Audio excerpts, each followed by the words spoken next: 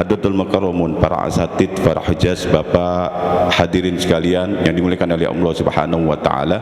Wabil khusus wal khusus yang kita hormati dan kita cintai karena Allah Subhanahu wa taala, Ketua DKM Masjid Al-Barkah beserta jajarannya, dan juga alhamdulillah yang saya hormati, kita muliakan bersama Imam Masjid daripada Masjid Al-Barkah, Bapak Kiai Haji Lili, dan juga daripada Kiai Haji Sarip Hidayatullah. Kita doakan beliau semua mata'anallahu bituli hayatih wa nafa'ana bi ulumih, serta yang saya hormati jamaah Masjid Agung Al-Barkah yang tidak bisa saya sebutkan namanya satu persatu karena enggak kelihatan atu-atu. Pertama dan yang paling utama, marilah kita panjatkan puja dan puji syukur kita kepada Allah Subhanahu wa taala yang telah memberikan nikmat iman, nikmat Islam dan juga kesehatan buat kita semuanya, sehingga kita semua dapat berkumpul di tempat ini dalam rangka melaksanakan ibadah salat zuhur. Mudah-mudahan dengan bertemunya kita di sini, bertatap mukanya kita di sini, bertemu bertatap muka di surganya Allah Subhanahu wa taala. Amin. Salawat dan salam tercurahkan selalu pada baginda kita Nabi besar Muhammad sallallahu alaihi wasallam, kepada keluarganya, sahabatnya serta pengikutnya yang setia hingga akhir zaman. Amin ya Allah ya rabbal alamin.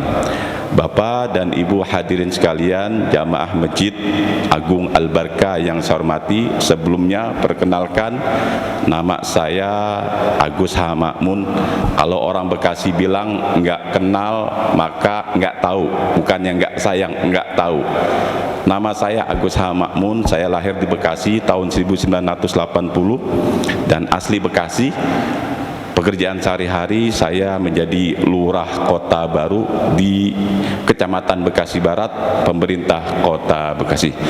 Yang pertama yang ingin saya sampaikan, ucapan rasa syukur kepada Allah Subhanahu wa taala karena dengan kesibukan kita masing-masing, kita masih bisa menghadap kepada Allah Subhanahu wa taala, yaitu melaksanakan kewajiban kita yang paling urgent, yaitu melaksanakan ibadah salat zuhur, serta dilanjutkan dengan kita mendengarkan halaqah-halaqah ilmu. Karena pada hakikatnya menuntut ilmu, mencari ilmu itu adalah kewajiban bagi siapapun yang ada di muka bumi ini. Akan tapi dapatnya pun itu tidak menjadi kewajiban, itu adalah hak prerogatif Allah Subhanahu wa taala. Karena ilmu Allah Subhanahu wa taala ciptakan dan Allah turunkan kepada hamba-hambanya melalui siapa? Melalui malaikat Jibril alaihissalam. Lalu malaikat Jibril alaihissalam menurunkan ilmunya kepada Nabi Muhammad sallallahu alaihi wasallam, dan Nabi Muhammad menurunkan ilmunya kepada Sayyidina Ali radhiyallahu an. Makanya dikatakan kalau kita pengen ke Madinatul Ilm, yaitu Nabi besar Muhammad sallallahu alaihi wasallam. Kalau mau ke pintunya ilmu, kepada Sayyidina Ali radhiyallahu an.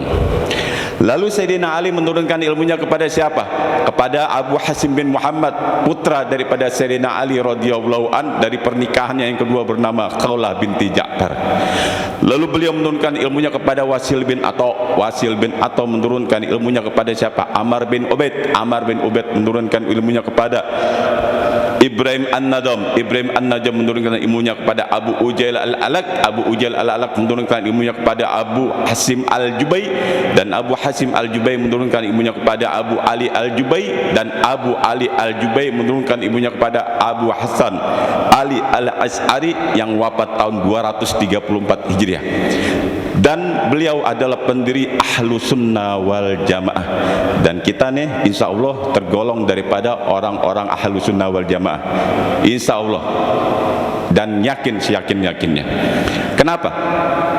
Karena Imam Abu Hasan Ali Al-As'ari di dalam kitab Al-Baghdad dikatakan beliau punya murid namanya Abu Abdullah Al-Badili.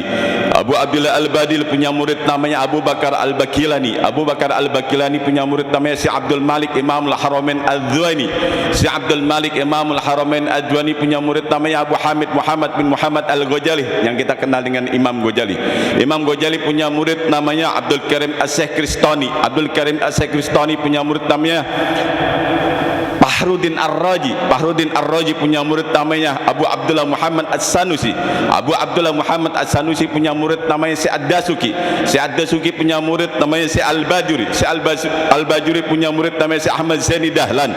Syekh Ahmad Zaini Dahlan punya murid namanya Syekh Ahmad Khotib Sambas, Kalimantan Barat, yang menyatukan dua thariqat Qadariyah dan Naqsabandiyah. Dan beliau punya murid namanya Syekh Nawawi Banten. Syekh Nawawi Banten punya murid namanya Syekhuna Khalil Bangkalan Madura. Syekhuna Khalil Bangkalan Madura punya murid namanya Syekh Hasim As'ari, pendiri Ahlus Sunnah wal Jamaah. Syekh Hasim As'ari punya murid namanya siapa? Syekh Yasin Al-Padani. Syekh Yasin Al-Padani punya murid namanya Syekhuna Muhammad Muhajirin Amsar Ad-Dar, orang kota Bekasi yang mendirikan pondok pesantren Anida Al-Islami. Syekhuna Muhammad Muhajirin Amsar Ad-Dar punya murid siapa? Lurah Kota Baru yang lagi berdiri di depan bapak-bapak semuanya. Insya Allah kita tergolong orang-orang Ahlus Sunnah wal Jamaah. Nah, ini yang akan kita angkat.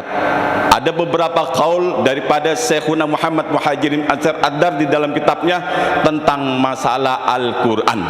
Apa kata beliau? Ini berkaitan dengan tema kita pada siang hari ini, yaitu keutamaan salawat kepada baginda kita Rasulullah sallallahu alaihi wasallam. Kata Syekhuna Muhammad Muhajirin Amsar Ad-Dar, dikatakan mahwal Al-Quran wal labjul munajjalu ala Sayyidina Muhammadin sallallahu alaihi wasallam al-muta'abbadu bitilawati. Al-Quran adalah sebuah lafaz yang diturunkan kepada baginda kita Nabi besar Muhammad sallallahu alaihi wasallam al-muta'abbadu bitilawati, dan akan menjadi pahala bagi siapapun saja umat Islam yang membacanya. Dan Al-Quran mempunyai ribuan daripada keistimewaan di sisi Allah Subhanahu wa taala, dan salah satunya sebagaimana yang sering kita dengar di Masjid Agung Al-Barkah ini, ada salah satu kalimat di dalam Al-Quran, kalimat perintah yang Allah Subhanahu wa taala perintahkan, yang Allah Subhanahu wa taala kerjakan, dan Allah Subhanahu wa taala mengajak semua malaikatnya dan umat-umat Islam untuk melakukan apa yang diperintahkan oleh Allah Subhanahu wa taala. Apa itu? Yaitu yang berkaitan dengan salawat kepada baginda kita Rasulullah sallallahu alaihi wasallam. Sederhana salawatnya, sering kita dengar salawatnya. Apa bunyinya? Bismillahirrahmanirrahim. Innallaha wa malaikatahu yusholluna 'alan nabi. Ya ayyuhalladzina amanu shallu 'alaihi wa sallimu taslima. Di dalam ayat ini Allah mendeklarasikan bahwasanya Allah bersalawat kepada baginda kita Nabi Muhammad sallallahu alaihi wasallam. Dan di dalam ayat ini pun Allah Subhanahu wa taala mengajak kepada semua malaikat-malaikatnya Allah tanpa terkecuali. Dan Allah pun mengajak, mengajurkan, memerintahkan kepada umatnya baginda kita Rasulullah sallallahu alaihi wasallam untuk apa? Berselawat kepada baginda kita Rasulullah sallallahu alaihi wasallam. Ini keutamaan ayat ini. Coba lihat ayat-ayat perintah Allah tentang puasa, tentang zakat, tentang haji dan lain sebagainya. Allah memerintahkan, tetapi Allah tidak mendeklarasikan Allah melakukan puasa, zakat dan haji. Tetapi dalam ayat ini Allah mendeklarasikan melakukan salawat dan mengajak kepada malaikat dan semuanya umat Islam untuk mengucapkan salawat kepada baginda kita Rasulullah sallallahu alaihi wasallam. Pantas kata Nabi. Apa kata Nabi? Man shalla alayya wahidatan sallallahu alaihi asran. Siapa orang yang bersalawat kepadaku, kata Nabi, maka Allah Subhanahu wa taala akan bersalawat kepadanya sebanyak 10 kali. Satu salawat diganjar 10 kali oleh Allah Subhanahu wa taala. Pertanyaannya, bukankah Nabi sudah maksum, terpelihara masuk surga? Kenapa harus disalawatkan? Ini dijelaskan di dalam kitab Tanqihul Qaul.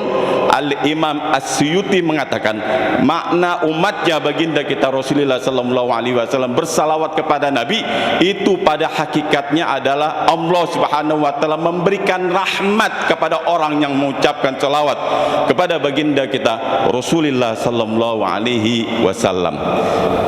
Untuk penutup daripada perjumpaan kita, ada salah satu riwayat di dalam kitab Tanbihul Ghafilin yang dikarang oleh Al-Imam Abu Laith As-Samarqandi. Mudah-mudahan riwayat ini menjadi iktibar buat kita, cambuk buat kita, semangat buat kita untuk selalu melaksanakan salawat kepada baginda kita Rasulullah sallallahu alaihi wasallam. Apa riwayatnya? Pada saat di zamannya ulama besar bernama Sulama Sofyan As-Sauri, beliau melihat ada salah satu orang yang sedang melakukan tawaf di Makkatul Mukarramah tapi mengucapkan salawat. Dia enggak mengucapkan daripada doa-doa haji. Ketika dia sa'i dia mengucapkan salawat, ketika melontar jumrah dia mengucapkan salawat. Lantas dihampiri oleh ulama besar bernama Sofyan As-Sauri. Ditanyakan pada orang ini, wahai Syekh, apakah engkau enggak bisa mengucapkan doa talbiyah? Apakah engkau enggak bisa mengucapkan doa sa'i? Apakah engkau tidak bisa mengucapkan doa daripada melontar jumrah dan lain sebagainya? Apa jawab orang ini? Wahai Syekh, ketahuilah bahwasanya aku berangkat haji ini bersama dengan ayahku. Pada saat di tengah perjalanan ayahku meninggal dunia, tidak ada satu orang pun yang mau menolong daripada jenazah ayahku.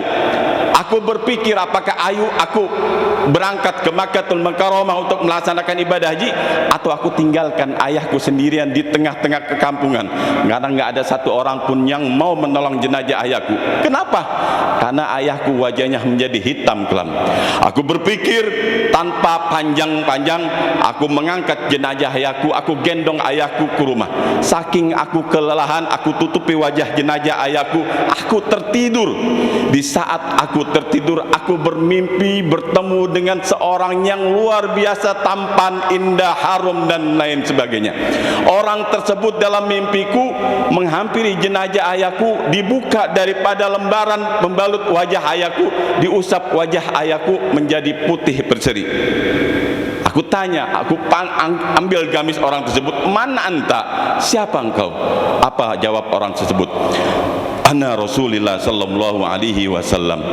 Aku adalah Rasulullah sallallahu alaihi wasallam. Makanya jangan heran kalau di antara kita ada yang bermimpi tentang Nabi, melihat Nabi. Sesungguhnya itu adalah Nabi besar kita Muhammad sallallahu alaihi wasallam. Karena Nabi telah menegaskan, man ra'ani fil manam faqat ra'ani fa inna syaitan lam yatamassalu bi. Siapa orang man ra'ani fil manam, siapa orang yang melihatku di dalam tidurnya, kata Nabi, faqat ra'ani, maka itu adalah sesungguhnya aku. Fa inna syaitan lam yatamassalu bi, karena bahwasanya setan itu enggak bisa menyerupai aku. Yakin itu adalah Nabi. Lalu aku tanya, ya Rasul, kenapa engkau menolong jenazah ayahku, sedangkan orang di luar sana tidak menolong daripada jenazah ayahku, bahkan mereka menghindari daripada jenazah ayahku? Apa jawab baginda kita Rasulullah sallallahu alaihi wasallam? Ketahuilah memang ayahmu adalah seorang maksiat, pendosa dan lain sebagainya. Aku hadir untuk menolongnya karena di dalam kesehariannya dia selalu mengucapkan salawat kepadaku. Ketika dia mau tidur dia mengucapkan Allahumma shalli wa sallim ala sayyidina Muhammad wa ala ali sayyidina Muhammad.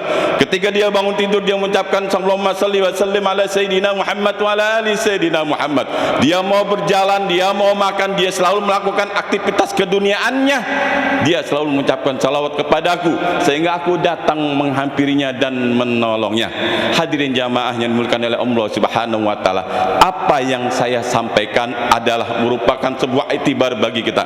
Bagaimana kita seorang umat Islam, selain kita melakukan ibadah-ibadah kewajiban kita, salat, zakat, haji dan lain sebagainya, tapi kita tambahkan ibadah salawat kepada baginda kita Rasulullah sallallahu alaihi wasallam.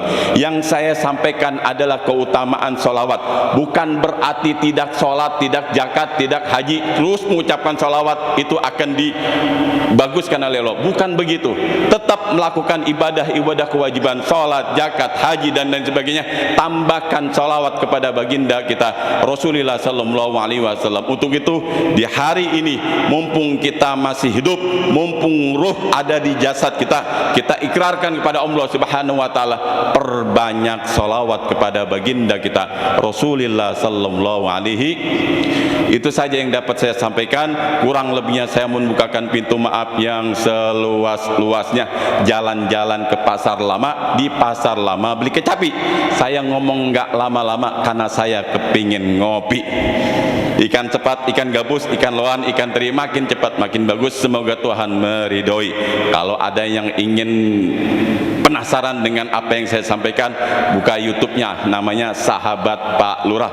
Tonton, like, share, subscribe sebanyak-banyaknya. Wallahu muwaffiq li aqwamit thoriq. Assalamualaikum warahmatullahi wabarakatuh.